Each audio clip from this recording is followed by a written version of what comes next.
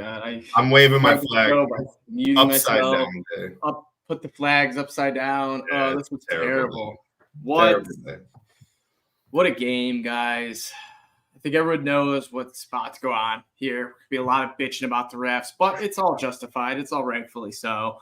And we will talk about, the good things that happened in this Cowboys-Lions game because there was some awesome stuff. I mean, Hutch, 3 sacks, Iffy, another interception, so we'll get to all that. But first, boys, let's flash back to last week where we had the good times flowing, won the NFC North. It was Christmas, so I don't think we got a little chance to chit-chat after Christmas. So, boys, I'm going to give you the floor. Nick, let's start with you. Did you get – I'm sure you did. What Lions gear did you get from your mother-in-law or your grandma or your wife or little JJ? Tell us about it.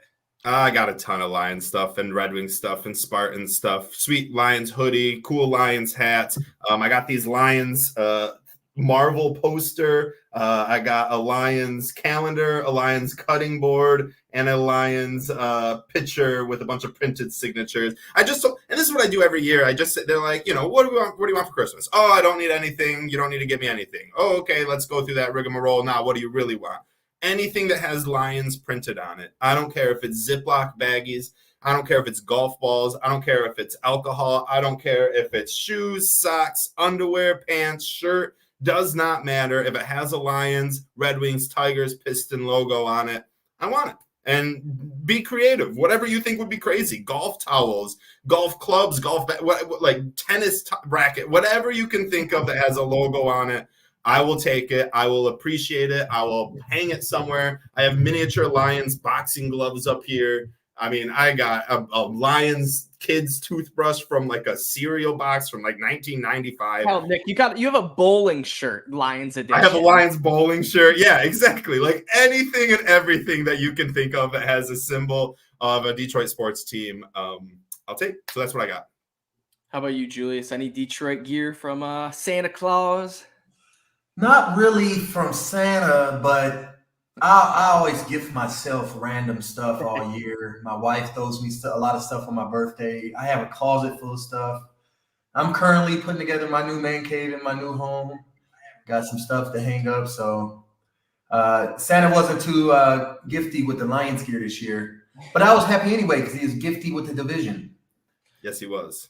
Yes, sir. I got quite a few Lions gifts. This shirt, first off, the old Sam Laporta, baby. Let's go. Had to rep that. And then also, Nick, I got a couple nice hoodies. I wish I should have worn it, honestly, but I got a hoodie. My girlfriend got the Honolulu Blues patch put on the sleeves, so that's cool. And then I got one of those Lions chains with the little Lions logo on it. And I always love wearing that. The big one with like the oversized. Yeah, I know exactly what you're talking about. So she bought 2, one for her little brother, one for me. One was a silver, one was a blue. I went with the silver, thought it matched a little bit better. But the blue, I feel like on days where we wear the all blues, I feel like that's going to look real good. So I might have to mix and match with her brother now and then. But the piece de resistance, the best Christmas gift. Hopefully, I think so. I still have not discussed with my dad about the terms, but I believe it's Christmas gift because the original Christmas gift was tickets to the NFL draft in Detroit. But hold up, had a little pivot and got an offer for some Lions playoff tickets. So my dad said, you know what? If you want to flip that into that's your Christmas present, then we'll do it that way. So hopefully different there. We'll I don't know. I don't even know who I want to play. I kind of want to just play Stafford at this point just for the storyline, but oh gosh. I'll tell you who I want to play. I want to play the Dallas Cowboys, the team we beat. Oh, I can't wait to play them again. We'll play them second round. We'll play them. Yeah, it's going to happen. And this is also part of the reason why the NFL hasn't said anything because they're like, you know what? Because of this, we're going to get this awesome rematch in the second round that's going to do twice the amount of numbers. So let's just sweep it under the rug, Same old with the Lions. So, but at least we know it won't be Brad Allen's crew roughing that game. And that name, I'm so mad. I'm like, you think you could call yourself a Brad? We have a wonderful Brad here in Detroit. He's built everything we've loved, and you Brad, you tear it down up. Oh, don't even start it. And then the other thing it was like it wasn't even that call in this game. It was multiple calls in this game. We saw Amon-Ra get freaking yanked down. Then I'll mention it too. The Lions got lucky on a missed call with the Peyton Hendershot, but it just goes to show that this ref is blind and incompetent and needs to be kicked out of the NFL. So ultimately, boys, Julius, where do you want to start with this game? Do you want to start with the good, the bad, the refs, the offense? We got a lot to cover. I have never in my life as a Lions fan celebrated a win in such joy and excitement. Yeah. Outside of like watching the Kansas City game with you guys that first week, that was crazy. But this, going like 2-point conversion for the win, and it all got fucking stolen. It got fucking stolen because of goddamn job malfeasance. This referee is horrible at his job. He called the wrong person. He called the wrong person in. He got tricked by the Lions. That's the excuse we're hearing on the streets. The Lions were too slick and trying to trick the Cowboys. They tricked the refs. Like, I don't want to hear nobody blame the Lions. Like that's the number one thing that ticked me off, and that's why I can't listen to sports radio today in town, because I can already see some stuff online with certain broadcasters and journalists saying this, saying that is Dan Campbell's fault. We should have the whole 1-point conversion after. We should have kicked the field goal and went to overtime. No, fuck that. No, we went for the win and we won, right? And the ref fucked it up, took the game away from us. And it's going to take me a very fucking long time to get over this, boys. I'm be mad about this shit until we win a playoff game. Until we play Dallas again in a rematch in the playoffs and get our fuck the refs. From now on, the refs been fucking with us our whole lives, guys. Fuck them. Ignore them. Let them just call all the stupid shit they want. But the next time this happens, if this ever happened again, especially in the playoffs where they still a win from us, we're right. We're right. Bro. I'm coming back to the D. We're going to go. It's going to be a riot, bro. This can't continue to happen to one team. Yeah, it's really hard for me to get my emotions together to let y'all know. I'm just very pissed, and I know a lot of Lions fans still are, though. Oh, so angry over here. The same people who didn't want us to go for the 2 after the first penalty or the second penalty are the same people, in my opinion, that didn't want us to fake a punt earlier in the game, which we ended up going for 4th down, and people were all up in arms about that. Give us the field goal there. Look, dude, stop wanting Dan Campbell to not do these things. Like, just don't want that. You're not gonna be liked on Twitter. You're not gonna be liked upon in work. Like, yeah, he should have kicked a field goal. Fuck that. The reason we are where we're at is because Dan Campbell is extremely aggressive. And sure, sometimes it bites you in the ass, but don't sit here and wish, because if you were to wish that he just kicked the extra point and went to overtime, you were the same person saying, we shouldn't go for this fake punt right now. We're in our own territory. First half, just punt that ball down there. No, dude, let the man be aggressive. He told the team, we're going to win this game. I don't care if it's from the 2-yard line, the 7-yard line, the 17-yard line, the 57-yard line. We're kicking this, or we're not kicking this, excuse me. We're going for it. So don't get angry about that. Get angry at Brad Allen. Get angry at the refs. Get angry at everything that you want to, that you are fair to get angry at. We have a new Clete Blakeman. Clete Blakeman was synonymous with Detroit for just missed, blown, fucking stupid, ridiculous calls that handed the opposing team wins. Now we got a new one. His name's Brad Allen. And this is why Fire Brad Allen is my name today. This is why something I got trending yesterday, or we got trending yesterday, and something that we should be continuing to get trending all week. We cannot forget this.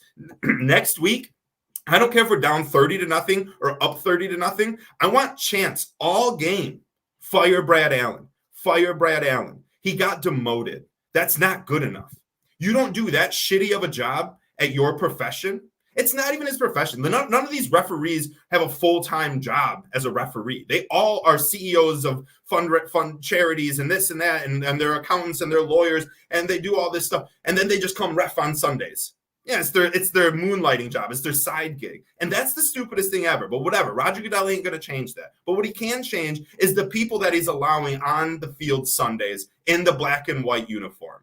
And it's ridiculous that Brad Allen, not even after this, after the countless blown, terrible calls that we have seen all year. Did you know Brad Allen was suspended while being a referee in NCAA Yep. poor it was like poor vision or whatever it may be, basically being stupid and making terrible calls in NCAA. And the dude got upgraded to the NFL and has the same problem.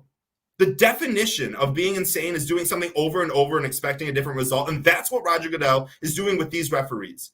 If he wants games to the conversation after a great game between an 11-5 and 10-4 or 12-4 team or whatever we were, 10-5 and 11-4, if he wants the conversation to only be about the referees because it gets more people talking about the NFL, then he's doing a great job. Like, if that's his prerogative, then he's doing a great job, because that's all that happens after the Kansas City game that Brad Allen was doing, after MVS got tackled before he could catch the ball. That's all people could talk about. That's all people talk about after this game. Every game he does, that's what. And if that's what he wants, great for Roger Goodell. But I don't think that's what he is. That's not what the fans want. I don't think we need to get robot referees or anything. We just need repercussions for referees that miss blatant calls over and over and over. You can have a mistake or two. Umps have mistakes or two. Like, it's okay. That's kind of human nature. That's kind of part of sports, and that's okay. And that gets us conversing and talking. But if you allow it to happen over and over and over and over and over and over again, then you're just wasting space. You're wasting people. Like, we right now could have just been on Twitter talking about the NFL continuously. I haven't been on Twitter once today, and I don't plan to be pretty much all week. I don't want to go on there and just see these, oh, man, we should have won. I can't believe this. You literally talked. I don't know. I'm sorry. I'm going to rant about this so much today, but I just had to get that off my chest. See, the crazy thing is, like, every Lions fan, all of us could just go on and on and on all day about this just because we've been through it. And I guarantee you, every Lions fan, not one of us, after that Taylor Decker catch, we all thought ball game. If that play happens last year, 2 years ago, wherever, we all think, where's the flag? Where's the flag? No one celebrates. We wait for the flag to come. This year was different. And that's why it was like, wait, there's a flag. What do you mean? This isn't the same old Lions. What's going on here? And sure enough, it just brought back a little SOL Lions ref screwing us over. But I don't know who tweeted off the account, but they were like, it's not a Lions season if we don't get screwed by the refs. And honestly, it gets kind of true. Bro. We're oppressed. Yep. And Lions fandom is oppressed by referees in NFL. Honestly, this was a regular season game. If this happened round 1, round 2 in the playoffs, I'd be ripping my hair out. At least I can tolerate this. At least I can know the Lions have more football to play. We could see at least 2 more games. But, you're exactly right, Nick, with the whole, no, we should have kicked it. There was so many people that when we drew them off sides and then we didn't get the free play, that didn't work out, and we had it back on like the 3-yard line. People are like, oh, great, kick it. No. If we weren't going to kick it to start out, you don't flip-flop, Not to mention, we're in Dallas. CeeDee Lamb has cooked us for over 200 yards, has had a play to go to a 92-yard house call. So it's like, who knows? All it takes is a coin flip. I'd take our chances on the 2, 3, 4, 10-yard line. And I even think that's what Dan Campbell was thinking. We have better chances to score a touchdown than to win this coin flip. And honestly, it was a gutsy call, and I like it. And Nick, you're 100% right. You can't flip back and forth because, yes, you can play a perfect game where you look back and go, oh, he should have went for it here. Oh, he shouldn't have went for it here. Oh, and pick it apart. But if you do that, then you go crazy and you're telling Dan Campbell to go for it when he shouldn't. And then it's just all mixed up and then you don't have a clear plan. Now we know Dan Campbell's identity. We know just keep pounding forward and it'll work out. So I like that he stood consistent, but I will say, the one thing, I think there is a couple times where you can kind of break off pattern just in case. It was that when we had the fake punt, that was the beautiful touch pass, first ever pass completed by a defensive lineman, shout out Germ, to Khalil Dorsey, none other, which was just beautiful drawn up play. And the Lions marched out. It's looking like we're going to score. And then we didn't. And I wish we kind of would have went for the field goal there because in the back of my brain, it could have been 7-6. Or actually, it should have been 14-3. CeeDee Lamb reached out for that touchdown. It was a fumble, which led to this whole thing. And so that was my thing. The game should have been 14-3. We could have made it 7-6, but 7-3 was still, tolerable. But ultimately, fuck the refs, man. They ripped this one out from under us. That's what it will be at the end of the day. I don't care if the Lions had more shots. I don't care if we could have, kicked the field goal and, this touchdown would have been to win it. It's no. We did everything right. We called the right play. You saw Taylor Decker go up there. Dan Campbell, the other thing, it was like just icing on top of the cake watching this press conference of Campbell saying, I told them about this play. And I believe Dan Campbell. And if that is true, like how do you mess that up? And then the double cherry on top, when they announce 70 is eligible, you got to imagine Dan Campbell's like, no. What's going on here? But the Lions don't have any timeouts. So truly, the only thing we could have done was Jared Goff take a delay of game or just like a false start or something, which Goff has no communication with Campbell at that point. So he's not aware of it. It was just a complete mess, a complete just disgrace from the refs on like, how do you mess this up? And it brings me back to that Rams call when the Rams played the Saints in the Super Bowl and they completely missed that pass interference where every single person on media was on one side. There wasn't even one. I had Cowboys fans that were like, yeah, man, you guys got screwed, but we'll take the win. And that's how it is right now. It's everyone is realizing what Detroit has been the last 20 years. But once again, glad it didn't happen in the playoffs and we got more ball to play. So I also don't want to be the podcast or the show that sits here and just whines and cries. I have a resolution. I have something that we can do. And I know Roger Goodell knows this. Make penalties reviewable, right? And I'm not saying that would have changed anything. And I'm not saying that what is like there's one can't you challenge like pass interference or something like that? You used to be able to. They made like a trial run for it in the preseason. That's what it was. Okay. And I'm still okay with like 98% of the time it just going with what the ref says. Like I get all this. But there's excuse me, there can't just be ref said it, it's over. Okay? It can't be like that. It also can't be like that in Major League Baseball. I don't mean to switch sports, but like we have tennis, right? If you guys ever watch tennis, you can replay a ball that's flying, and they by the science they have it down to a pinpoint where that ball hit on the court. Okay, we have the science for this. Make this shit reviewable. It's not brain science, dude. It's this fucking easy as shit. Just make it a reviewable play. And if you want to stick by the gut of whatever the ref calls, great, but at least you got to look at it. At least instead of it just being, what are you going to do? That can't be something. And I don't want to just be the one to sit here and whine and complain because the Lions got jobbed for the 100th time. But just do something about it. Like you wouldn't have these conversations out of most NFL media outlets if you just allowed this shit to be challengeable and reversible. Like, I don't know how you'd have been able to challenge this. I'm not saying that we would have been able to, but just, I mean, there's got to be a problem. You got to be like problem solution. The video before the play. Mm-hmm. This guy, Brad fucking Allen, said that Dan Skipper reported to him as eligible receiver. No, he didn't. Mm-hmm. No, he didn't. Decker reported to him. And then Brad Allen doubled down. Yeah. And was like, nope. And that's one thing I get Brad Allen. Like, we did have Skipper, I guess, was eligible a couple times during the game. And so he got confused because he's bad at his fucking job. That's not acceptable.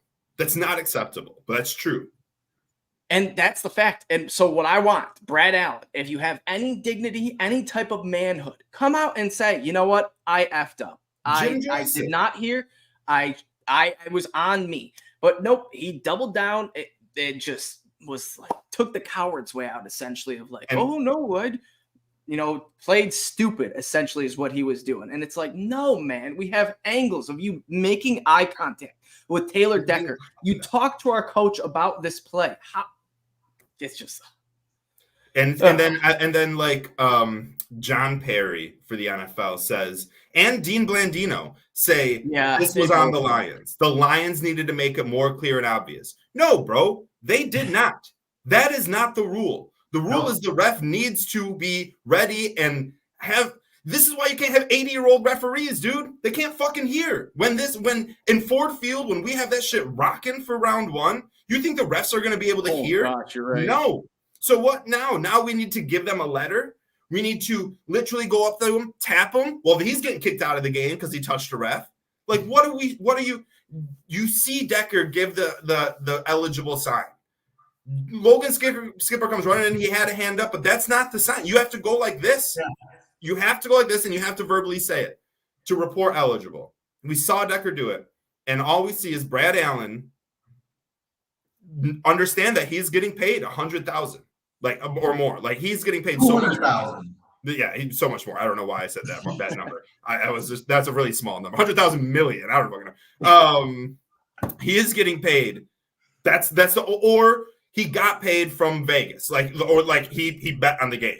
Right. This is what I want to come out is to find out that the dude just had money on the game. And to be all honest, reverse the decision. Reverse it. Give us the win. Honestly, I don't even want that. I don't even want that. I don't. I don't want a reversal win. I don't. I'll take the loss because I do think that the few people that have said quietly that this is gonna shotgun us, this is gonna slingshot us, this is gonna propel us, motivate us. I think it really will. I'm not upset about the loss. I'm upset that Brad Allen just blatantly showed his favoritism, whether it was because he got paid from Jerry Jones, Stephen Jones, or got paid from Vegas. The dude got money, and I hope that it comes out that he did, so that I can just sleep easier at night. I can sleep at night knowing, okay, he just did it for money. He was just a greedy dude. Who was the referee in the NBA? Anyone know? I know you're talking about. Yeah. Okay, that dude. We can just be like, all right, we just chalk it up to that. The dude was greedy. He got paid. He wasn't just dumb. Like, I can't sleep knowing that this guy was just dumb and deaf. And that's the thing. Like, no one can get to that, like, level of, like, whatever, like, being that high of a referee. NFL, that's the highest he can get. Yeah, Tom Donahue. Shout out Peter for that one. But being a, like, NFL referee, you know, you're not in high school, you're not in college, you're in the NFLs. That's the big leagues. So you have worked your way up there. So it's not like you're a dumb idiot that just, you know, has fluked his way up there. You know, been competent enough to make good calls and bad calls. So this right here shows me you chose not to make the right call.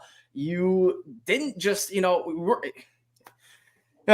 we could go on and on about this, but there's a few more things. I know we should move on. We should move on to Derek Barnes. We should move on to Iffy. We should move on to Aiden. We should move on to a lot of other things. But the last thing I want to say is this doesn't only affect the Detroit Lions or their fan base. Okay. Robbing us from a potential second and maybe third home playoff game robs the city of Detroit and a lot of local owners, local businesses, and owners of those businesses 2 extra weeks of flooding their pockets, basically, and helping the economy of Detroit. This goes so far beyond just the Detroit Lions and their fans. No, this is the entire city of Detroit getting jobbed because this guy didn't know what he was doing. Losing money so that the city of Dallas now has an extra opportunity to gain more money and extra money for Jerry Jones to put in his pocket because he's going to sell. Now, I hope more. I know we said it earlier. We want our revenge against Dallas. To be all honest, I would love for like the Packers to go in and just beat Dallas in round 1 at home and Dak to still not have a playoff win. Like it would make me so happy. And I know I would love my revenge against them and all this. To be honest, I'd be too scared that Jerry Jones had something to do with the refs. I really would. I honestly don't want, like, I want to see Stafford. I want to get my revenge on that. Seattle, whatever.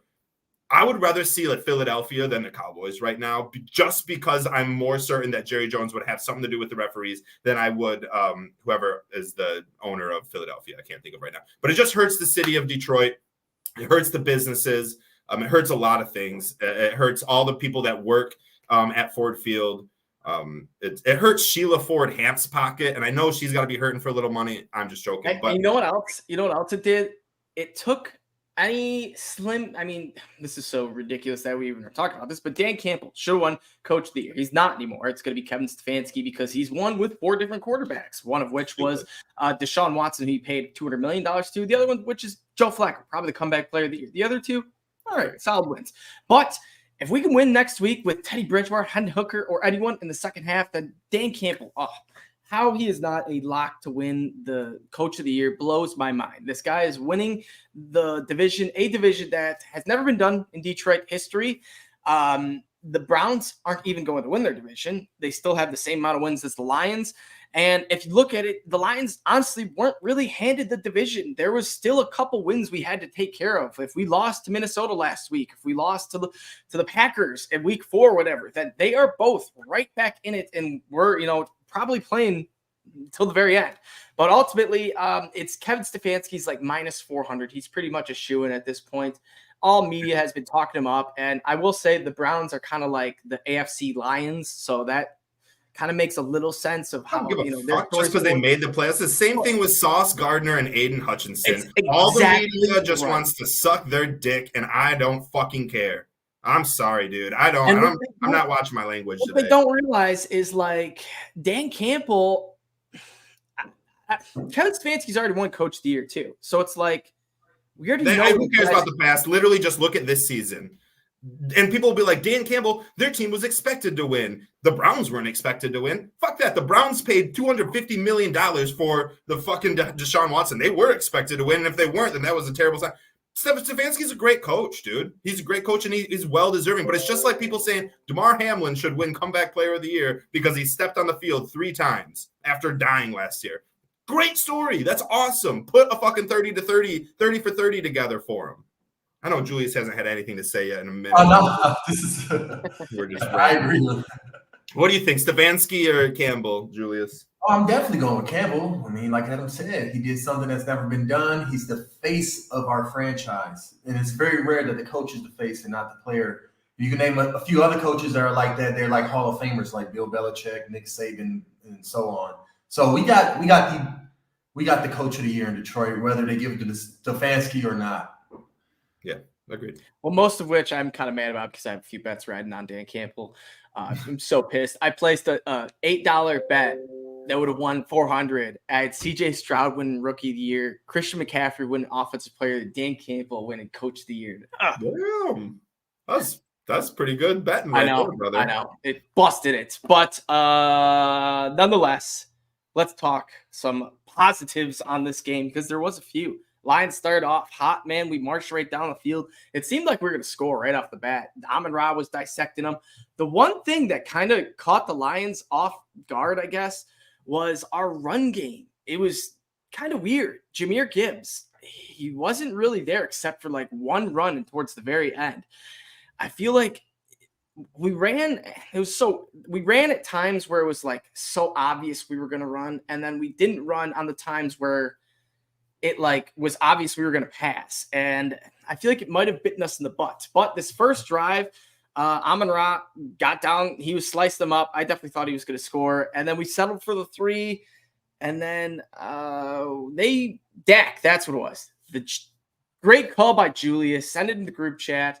I believe mine and your pick mixed, Nick. I had the Jared Goff 2 touchdowns. You had the Gibbs rushing yards. It was Montgomery the rush yards in the end. But Dak Prescott with the interception, Julius. Good call on that one. And then, I guess, Julius, where do you want to start? On the offense, defense? I don't really want I'm probably going to go to the person who recorded the interception, Ife Melifonwu, which it seems like we have a legit starting safety. And he is 6'4", 220. He's kind of like, what's the kid from the Chargers? Derwin James. James, exactly. He just big, tall. He could blitz. He could rush the passer. He could drop in zone. He can man up a tight end. And Ife Melifonwu, he just came on out of nowhere, and I think that's a big get for us, especially since we got to get CJ back next week, and Tracy got hurt. You know what I'm saying? Our corners are still a big time question mark. It's great to know that we can maybe see Iffy jumping in front of a bunch of more passes in the playoffs for us because we need it. Because our corners get fucking toasted by any competent receiver. Any competent wide receiver one on another team will fucking dust us. I guarantee it. I would put a bet on it. They're going to have 150 plus yards on our ass. And like that CeeDee Lamb, like how you got the 92-yard pass because Derek Barnes whipped on a sack. That's just the type of stuff that happens when you can't cover somebody long enough that good. You have Vildor. I don't remember his first name. Dude wasn't even on a team. Kendall Vildor wasn't even on a fucking team 4 weeks ago, and you have him on CeeDee Lamb one-on-one, man v man. I love the confidence Aaron Glenn has in him. The kid has been playing way better than Jerry Jacobs. Kid's our cornerback too. It is what it is. But you can't have him on CeeDee. But I don't even fault him for slipping on that play or being one-on-one with CeeDee Lamb. That play goes all on the back of Derek Barnes. What a fucking loser, dude. I'm glad he came in and fucking tore up the run game as he does and as he has all season. That was the worst, most unforgivable, boneheaded, dumbass, fucking idiotic tackle or shove or elbow. The dude looked like he was trying to be in like WWE, bouncing off and giving him an elbow off the ropes. Like, what the fuck, dude? I don't care about the holding. I don't care about Jack Campbell. I care that Derek Barnes had a straightaway. And if it was that he didn't care, he thought maybe he would be too painful towards Dak Prescott. And so he didn't want to like tackle him or something. That's not excusable. You take that penalty. You hit him. You hit him. You do not run through him. The motherfucker phased through him. We just went right through him like a fucking glitch in Madden. It was embarrassing. It was literally disgusting. He was coming in so hot that Dak Prescott, how he got out of it was he just got scared. Dak freaked out, was like, "Oh my gosh. Oh my." And then chucks it. Yep. Yes. He didn't even see him. He didn't even see Barnes. He would have got blasted by Barnes. Not only would it have been a safety, but he might have fumbled it. It could have been a touchdown recovery. Dallas would have never won this game. That was a huge, huge play. That was huge. I will say another one of those little happened in the regular season because these are the referee calling that was two things that changes the game, obviously, like on both ends. That was a 9-point swing right there. So even if, he just hits his arm, something, go for the ball, dude. Like, it would have been better if he just straight up like was trying to go for like the ball and hit his arm and just whiffed like that. But like to put head down, I don't even know how it was like, you're a linebacker. That's your job, dude. Dude, literally just get in front of him and go like, ah! Like anything would have been fine, dude. Yeah. Anything. Barnes, luckily, he did have some solid, impactful tackles on the run game, as he does. I'm not ready to cast them away off the team or anything, but I will say it was the biggest bone. And I hope in film, they are literally just watching this play over and over and over and over for Vildor and for Barnes. Like, this can't ever happen again. If we're going to be actual contenders, this is a great take, too, by Cam. Just freaking body slam CeeDee Lamb, dude. Don't let him catch that ball. Even if you're tripping, you grab his ankle or his shoelace and take him down with you, dude. I don't care because what could happen is what did happen. And it was tough. It was tough to watch. But honestly, our defense played fucking great this game. I loved our defense. This was a boneheaded play, but everyone else played so good on defense except for Cam Sutton. Cam Sutton in the last few games has been eerily bad. It's not good. It is not good. Like you said, we get CJ back, and hopefully that helps. Hopefully we can put like Branch at cornerback too. I know that's not what he does, but like he's got to be better than Vildor. So good at covering. He had 2 pass deflections this game. Yeah, and some good ones too.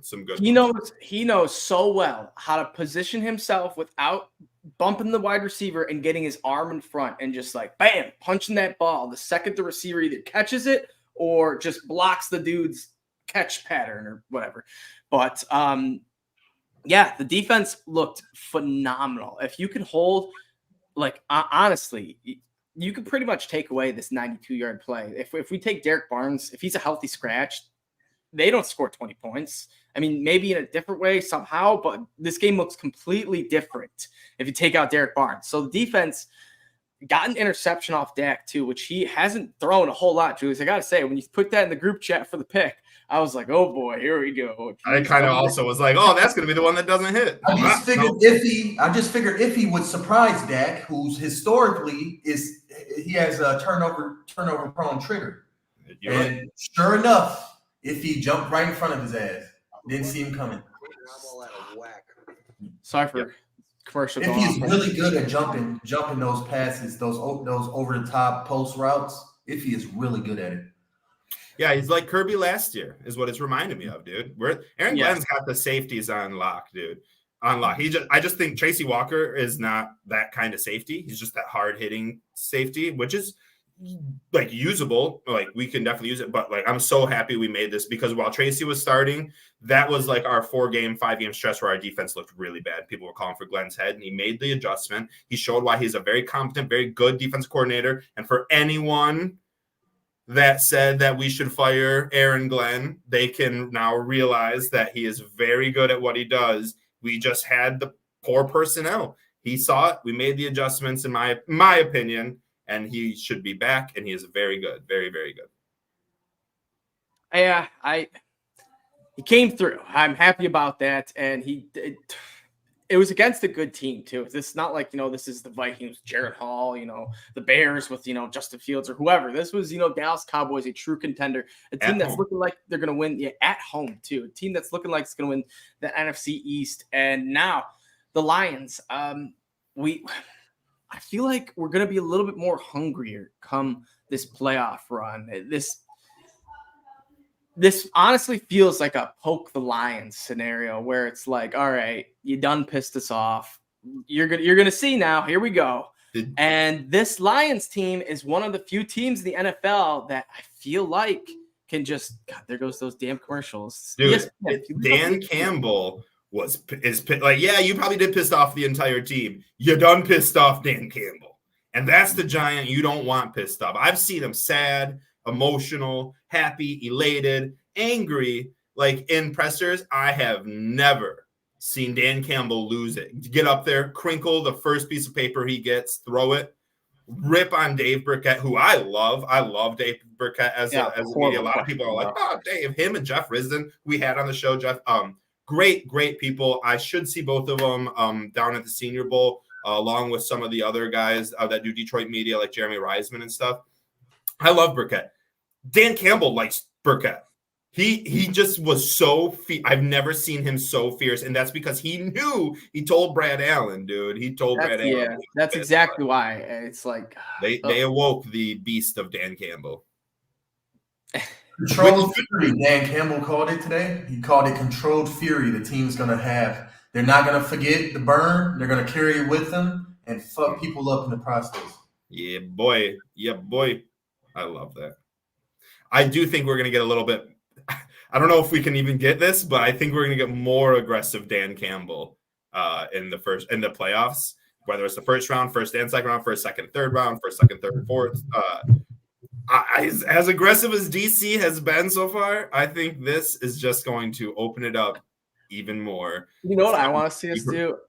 Mm-hmm. I want to see a fake – this is so stupid. It would be so stupid, but it would be fun. I want to hear it. A fake trick play that's not really a trick play. So have Jack Fox or whoever is getting ready to punt the ball, line up in like the blocking spot, snap the ball to them. Jack Fox like fakes like he's about to take off and run, and then just punts it.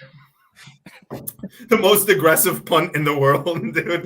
That's what I'm saying. That's what we're going to be doing. Some weird ass shit like that. He's going to get blocked 30 yards back because of the time he took to fake that run.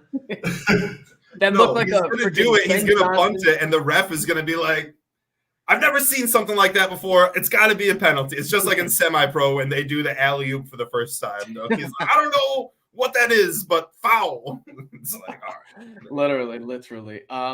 Another outstanding player on the defense was Aiden Hutchinson. So all you Hutch haters out there who say, oh, he's not getting sacks. Oh, he's not doing nothing. He's a waste of money.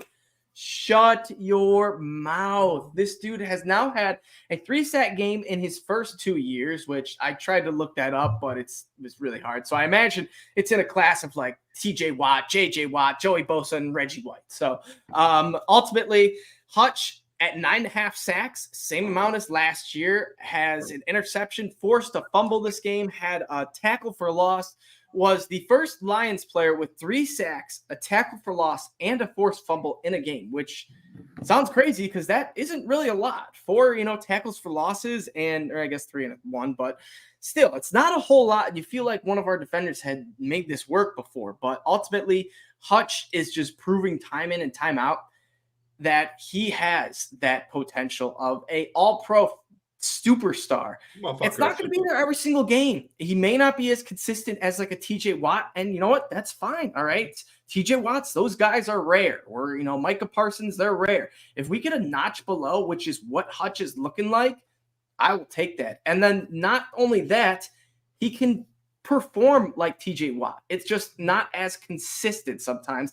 And also, it's just his second season, so who knows if he can, take another step next year. So Hutch, I do think he has taken a next step, kind of like a weird next step because he hasn't, had a 15 sack season or, like a 3 interception, 5 forced fumble season like we were kind of predicting, Nick. But it's been all around just pressures, getting to the quarterback, QB hits, and all that stuff is adding up. And when you can pressure a quarterback that many times and you're in the same category as Max Crosby, TJ Watt, all those superstars, the sacks will come. I promise you they will come. Just be patient.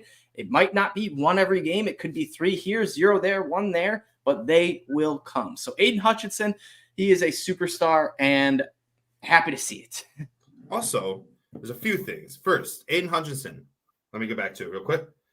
Aiden Hutchinson and Cornelius Bennett from the Buffalo Bills, 1987 to 1989, are the only 2 players in NFL history to have 18 sacks, 4 picks, and 4 fumble recoveries in their first 3 seasons. Adam, what did you say? Aiden Hutchinson's still in his what season? Second season. Meaning after he gets 1 more sack, 1 more pick, or 1 more fumble recovery, he will be the only player in NFL history with his kind of stats. Only. Everyone's like, and Adam says, he's not TJ Watt, right? Those guys are special.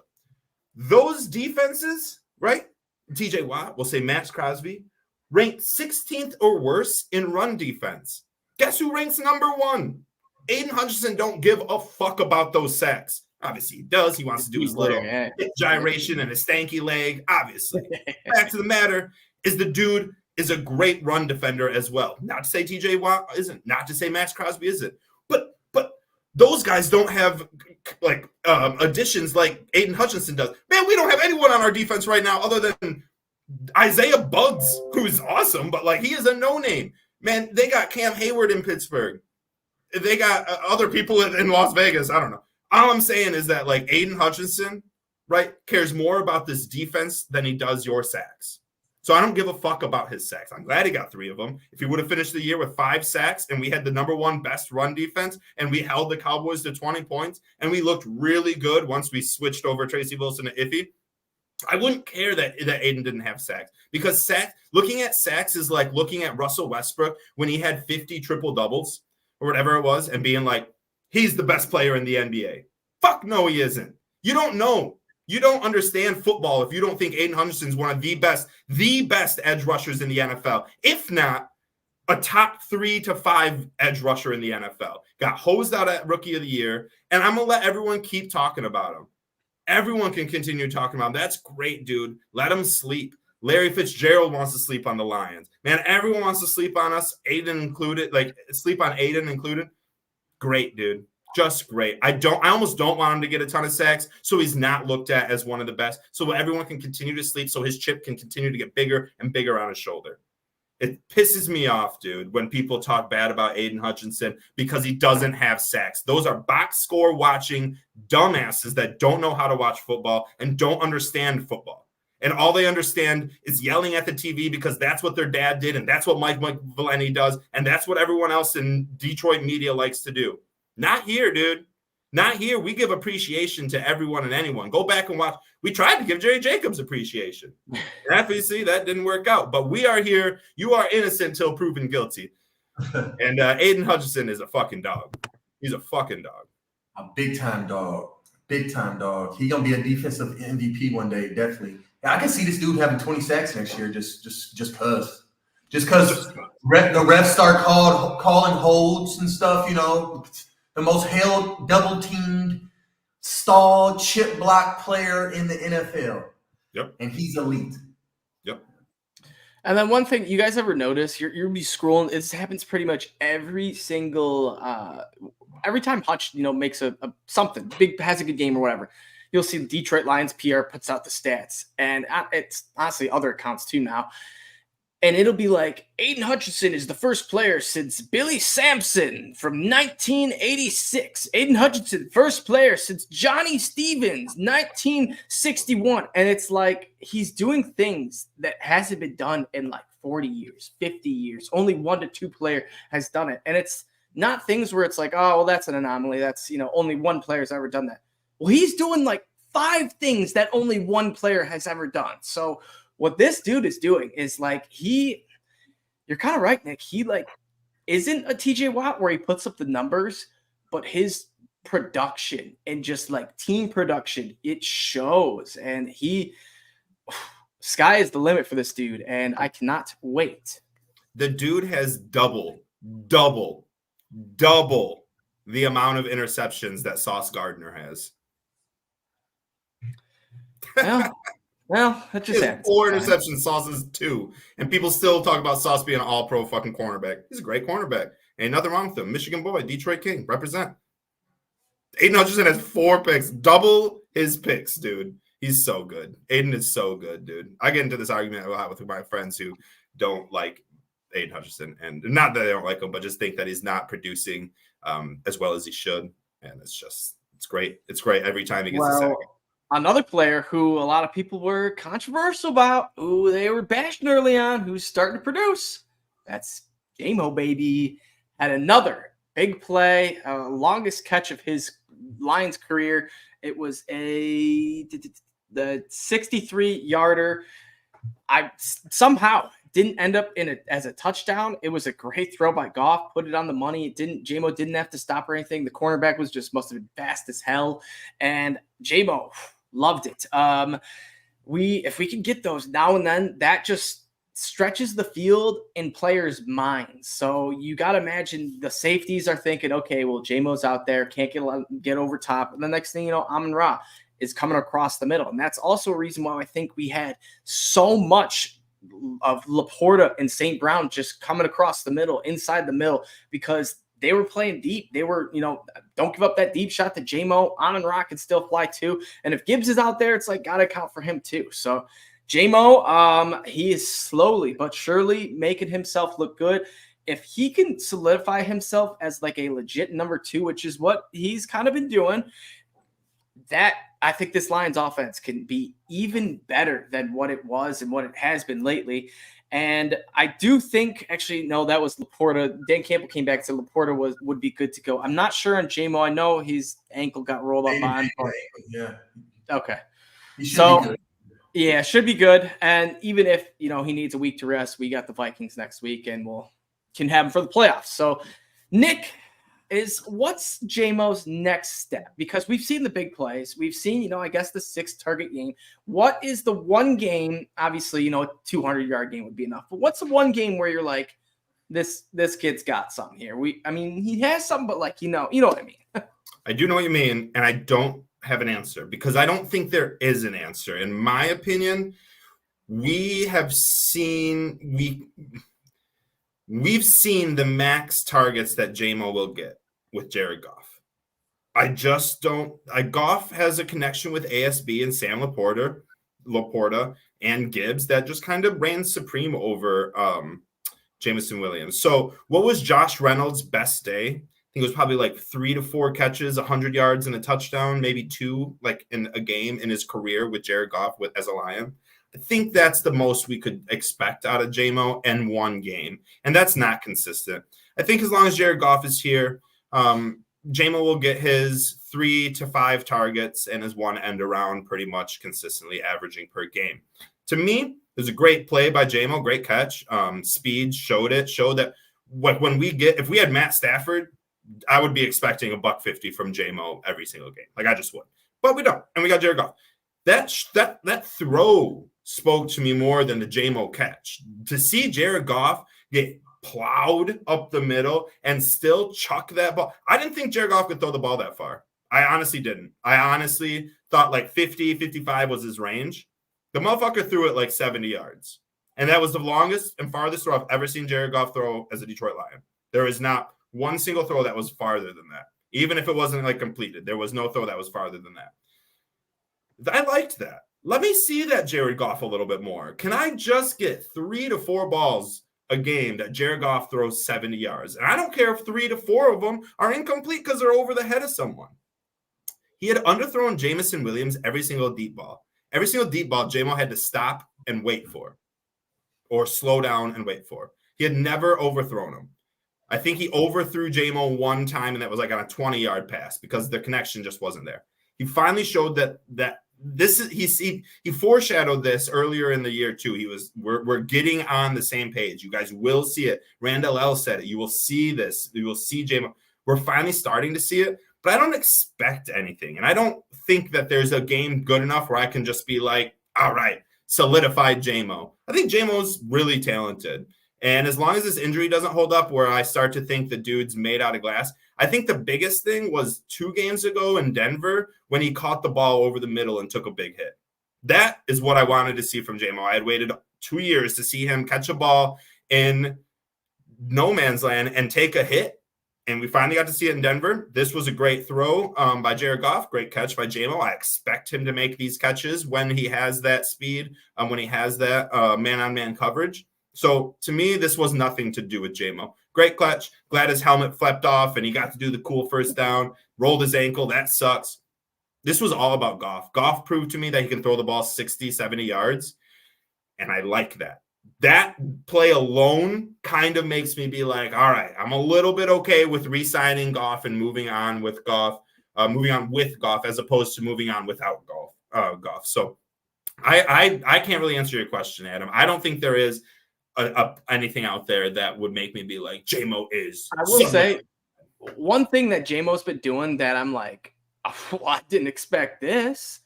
His blocking, man. This dude knows how to seal. He knows how to hold a dude. He's a phenomenal blocker for like the dude who you would like, not like to knock on his character, but like J-Mo's like a swag man, like a, you know what, I'm putting up stats type of guy. I would never expect this dude to be a gritty blocking, like, no, I'm going to hold this block. And we've seen it like 5 times now where he's just made phenomenal blocks that have led to big runs. So if J-Mo can do that along with just this game, and that blocking alone is enough to be like, all right, we don't need the 150 yards and 2 touchdowns consistently. If that can be once in a while and the blocking can be consistently, that might be just as good. That blocking is the reason he has gained more than 1 or 2 targets. Exactly right. Because they can trust him if they need to call a run play or whatever. They can trust him to block if he doesn't need to be out there. Exactly. So, Julius, I think we were at like around a 7 with the J-Mo meter. Have we bumped up, approaching an 8? What are we looking like? I'm pretty much still at a 7 with J-Mo. Okay. It's just the usage. I'm not seeing a diverse amount of like routes yet, kind of like slants. He needs to get 5+ targets a game, I think. I think his real range he should be at is like between 5 and 8. It's like 6 is ideal. But the reason he's such a good blocker too is because he's fast. People don't know, but fast players can be used pretty effectively as blockers because they get to the player pretty quickly. And J-Mo has very good technique. I mean, he came from Alabama. They have great coaches. We're about to see here in a second, go blue. But I think J-Mo has the potential to be an X factor in the playoffs for more than 1 win. He's that kind of weapon that we can just dispose of at any second. I agree. And we saw it at this Cowboys game. That big catch, that was like the boop. Oh, there he is. And although I don't think it led to points, I think that was I don't know. But anyways, let's dive into this last 2 drives by the Lions because Jared Goff, we have to remember that he had a chance to walk it off with just a touchdown, just needed 6. He threw an interception. It was a simple, an easy, a bad throw where it was like you didn't need to make that throw. If you are going to make that throw, just make sure it's always wide. Err on the caution of like, my dude's going to make a good catch to get this, or no one's getting this ball. So Goff threw the one interception to two actually, but the one that costed us the most to, I think it was like Damian Wilson or someone. But ultimately, it was Goff on this second drive that showed me, all right, that was like almost offset this first drive where it was like less time, more pressure, needed a touchdown where I guess he still needed a touchdown, but it was a touchdown to tie or get the 2 and win as opposed to a touchdown just walks off. So it's more pressure now. You're on the road. I think the field position was worse. I think he was on like the 20 or 25 as opposed to when he was on like 30 or something. So Goff on this final drive, he showed me that he can make a good drive. He just has to be spot on. Any minor mistakes and we get that interception. So I am Firebrad Allen hashtag. I do not blame Goff at all for that pick with 4 minutes to go in the game at all. Bad play call. Jared Goff would have done what he did in the last drive on that drive. Without all game, our offensive line had been blown up. This was the worst game I've ever seen our offensive line play. And that is not because our offensive line was bad. Healthy too. It was because Micah Parsons is kind of what we want Aiden Hutchinson to be. He is DeMarcus Lawrence. Freak, and DeMarcus Lawrence, because Micah Parsons has someone like DeMarcus Lawrence on his team, he is allowed to do it. Now, Hutch doesn't have that, and that's okay. Yeah. We will get there. We will get someone. We thought it would be Houston this year. Ultimately, we didn't get to really see that much this year. Now, Goff had a millisecond to just throw the screen and hope to God. Gibbs needs to block out better. Gibbs needs to be better at boxing out. Also, that play call on screen right there just wasn't it. Now, in hindsight, it's easy to say that, but we didn't run a single screen on the drive that we went. Was that a screen? Yeah, it was a screen. I thought it was just a flat out route. It was a screen. That's why the linemen were able to get to him so fast. Now, we still were expected to chip these linemen and not allow him to get to Goff so fast, but because they came in on him so fast, he did it. So I don't blame Goff at all for that interception. Goff did what we expected him to do on the road, which is another big thing for that 70-yard bomb on the road. Goff his splits are not good. I think he's really coming in, dude. He is really coming in. And as long as Ben Johnson calls a perfect game, which is what we need, then I think Goff would have won that game without like any of this. I think we would have went and scored on that 4-minute drive and kept the ball for 4 minutes. But unfortunately, it just didn't work out like that. So I don't blame Goff. The last drive of the game was awesome. We meticulously went down. Sam Laporta, who I played against in the championship, ended up winning the game for him and got us down there right to the. I think he scored. No, Amon ended up scoring, but we got down there in the 5. It's like 12 o'clock for Julius. The dude's about to fall asleep right now, so I don't want to ramble too much. But yeah, I'm gonna watch this Michigan game for a little while. But that's when's that on? Right now, 5 o'clock. Yeah. Right now-ish. Yeah, I can see our viewers dropping. Let's get it going. Julius, any thoughts on this last Jared Goff drive and, the interception and just the second, bounce back drive? Because he marched out. I trust Goff mostly. He just get happy feet sometimes, especially when he's going against good pass rushers, especially when he's on the road. And like that interception, it was a whiff. They jumped it. I mean, it was perfect. They knew it was coming. That was another thing. These teams know when we're going to run a screen. We should try to phase that out of this offense or do something else with it in some other way that's effective because teams know it. Remember when Matt Patricia used to always run those dumbass screens, like at least one a drive and go nowhere, stall us, we'll lose yards. I'm just not a big fan of that play. So I'm with you, Nick. The play calling should have been better there, but I'm not necessarily blaming Goff. Goff needs a playoff win if he wants me to give him an extension, but I'm not the one passing him out. Yeah, I agree.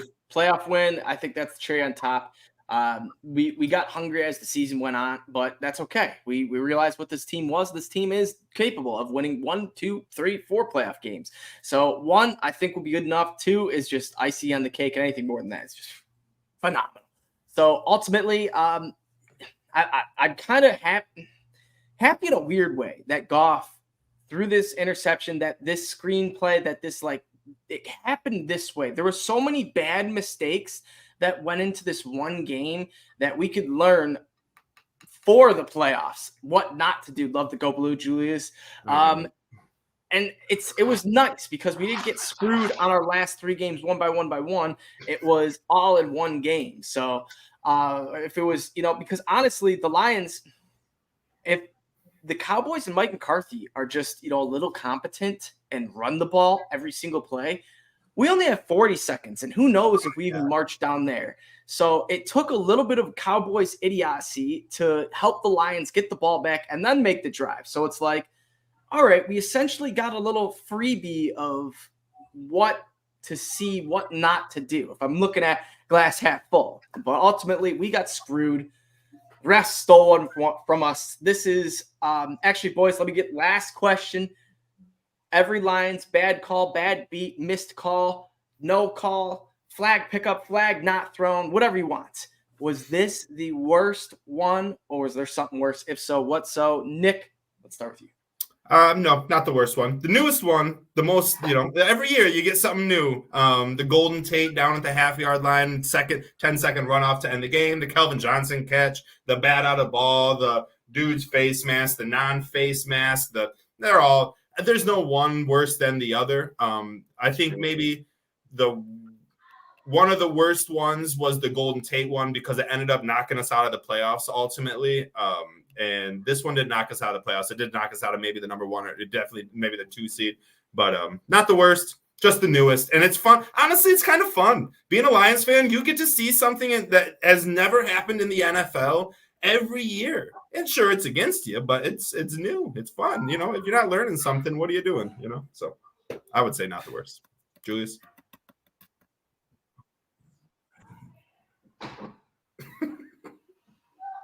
Julius, this is. I thought he was just building up suspense, and I was like, "This is so." You froze on me there for like a split second. I missed you say my name, but what was this the worst? Yeah, it's up there. It's pretty bad. It's up there. But I tell you guys what, I never want to talk this long about a loss ever again. Yep, agreed. It's almost like we won the damn game, actually, like we were supposed to. The way we're talking about so many positives and going forward. But the loss, it's up there. It's up there. I say it's top 3 worst. Guaranteed. I'm not going to give the number 1, though. Yeah, I agree. It's definitely up there. Nick, I'm kind of with you where it's just there's no West Lions fan. They're all the same at this point, unless it happens in the Super Bowl, which exactly. Which hopefully it never does, but you never know. It's all the same. But one thing I will say, any bandwagoner, any young Lions fan out there, that's what it's like being a Lions fan, baby. Yep. 20 years in the running. That's what it's like. But not just one game. That was like 3 games. One game every year, guaranteed. Not you like hoping for it, or having to come week 17. It comes, week 1, 2, 3, 4 early on. So ultimately, I don't know if any of you guys were with any JJ or your kids, Julius or little Juju, but my girlfriend's little brother, Andrew, I was like, yeah, man. That's what it's like being a Lions fan. That is what we've had to live through before you became a Lions fan. So enjoy this good team because hopefully there's not going to be too many more of those little, ref impact, calls, no calls, whatever. Hopefully the Lions can just win the dang game. And because there is a way, we score a couple more touchdowns. I think the Lions could do it where refs can't do nothing. And that's where I want to get, where it's like, can't do nothing, refs. This is a 2-score game. What are you going to do? It's already over in the 3rd quarter. There's not enough penalties you could call. But one final thing is this was also a new Lions little just like, well, add that to the call or the checklist where it's just flag pickup, late flag thrown, because this seemed like the refs huddled up, discussed, and were like, hey, we probably should throw this flag. My aunt has $2.5 million on this game. For real. I'm throwing this flag. And so that's how that went. So ultimately, we'll have better days ahead, boys. It's always a Go Lions. You can check us out on Twitter at Honolulu Blues or just type in the simple hashtag Fire Brad Allen. I'm sure you'll see some more tweets there. And keep that trend going. Hashtag Fire Brad Allen. The dude should not be in the NFL. Make him coach Pee Wee football to, earn his way back. But as always, Go Go Lions! And Lions! go